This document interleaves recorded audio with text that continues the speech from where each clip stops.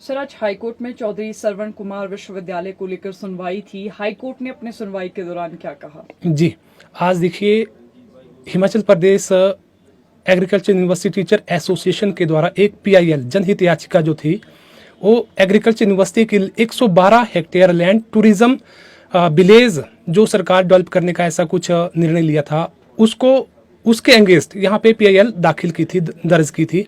आज माननीय हाईकोर्ट की डिवीजन बेंच ने इसकी सुनवाई करते हुए टिल फर्दर ऑर्डर जो है, state government has restrain to taking the action to transfer that land to tourism village.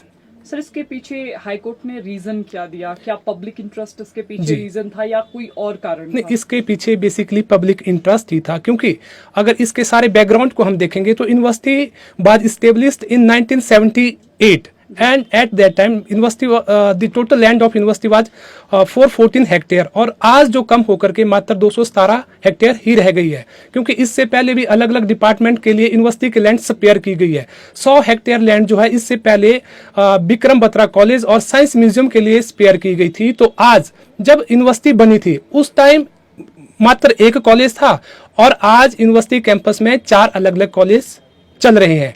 जिस टाइम यूनिवर्सिटी बनी थी उस time total strength of student was 350, about 350, and as on today the strength of student is more than 2000, and keeping in view the large interest of agriculture to research work and all local public, the court has restrained the government to transfer that land. Sir, क्या इस university के विषय में high court ने कोई विशेष टिप्पणी भी की है?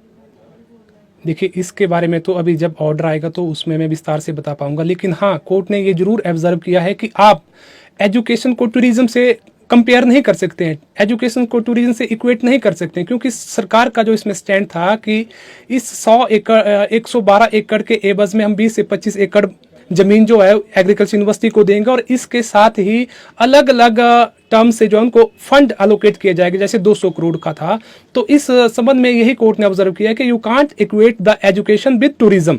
अगर आपको टूरिज्म डेवलप करना है तो आप किसी और जगह पे भी इसको डेवलप कर सकते हैं, लेकिन फ्यूचर प्रोस्पेक्टस को देखते हुए, क्योंकि as per new education policy के तहत जो है यूनिवर्सिटी इज, आज की डेट में जो university is entitled to be become a central agriculture university for the north region. तो उस संबंध में यही ऑब्जर्व किया गया है कि आप इसको जो है टूरिज्म के साथ एजुकेशन को कंपेयर नहीं कर सकते।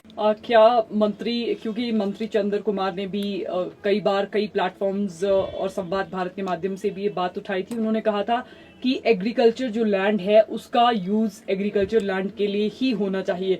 क्या हाईकोर्ट में उनकी इस टिप्पणी पर भी कोई चर्चा हुई है? जी, हाईकोर्ट ने उनकी इस टिप्पणी को भी कंसीडर किया कि एक तरफ तो सरकार उस लैंड को ट्रांसफर कर रही है, ट्रांसफर करने का निर्णय ले रही है, लेकिन दूसरी तरफ जो कंसर्न मिनिस्टर हैं उनकी नहीं सुनी जा रही है, तो उसको भी एक इस स्टे का आधार मानकर जो है इसको टिल फर्दर ऑर्डर जो है रिस्ट्रेंड किया गया 2 हफ्ते के लिए, और 2 हफ्ते के बाद सरकार से इसके ऊपर जवाब मांगा गया है। सर, कौन सी खंडपीठ थी जिन्होंने ये सुनवाई की?